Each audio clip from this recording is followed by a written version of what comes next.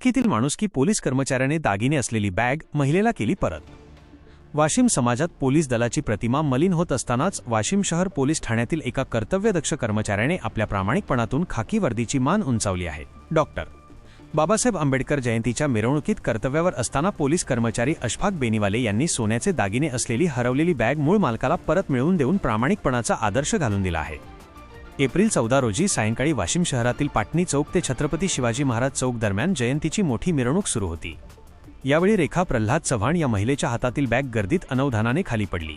या बॅगेत सुमारे 1 तोळा सोन्याचे दागिने, रोख रक्कम आणि महत्त्वाची कागदपत्रे होती।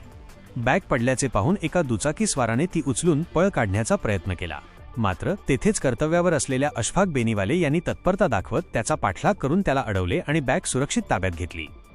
बॅग ताब्यात घेतल्यानंतर बेनीवाले यांनी ती आपल्याकडेच न ठेवता संबंधित कुटुंब परत येईल या खात्रीने बराच वेळ त्याच ठिकाणी थांबून राहिले। काही वेळाने बॅग शोधत आलेल्या चव्हाण दाम्पत्याची रीतसर खात्री पटवून त्यांनी सर्व ऐवज जसाच्या तसा त्यांच्या सुपूर्द केला। आपली सोन्याचे दागिने असलेली बॅग सुरक्षित मिळाल्याचे पाहून संबंधित कुटुंबाने पोलिसांचे आभार मानले। अशफाक बेनीवाले यांच्या या उल्लेखनीय कामगिरीबद्दल वाशिम शहर पोलीस ठाण्याचे ठाणेदार संजय चौधरी यांनी त्यांचे विशेष कौतुक केले आहे। सोशल मीडिया आणि जनसामान्यांमध्ये त्यांच्या प्रामाणिकपणाची मोठी चर्चा असून सद्रक्षणाय खलनिग्रहणाय या ब्रीदवाक्याला त्यांनी खऱ्या अर्थाने सार्थ ठरवले आहे।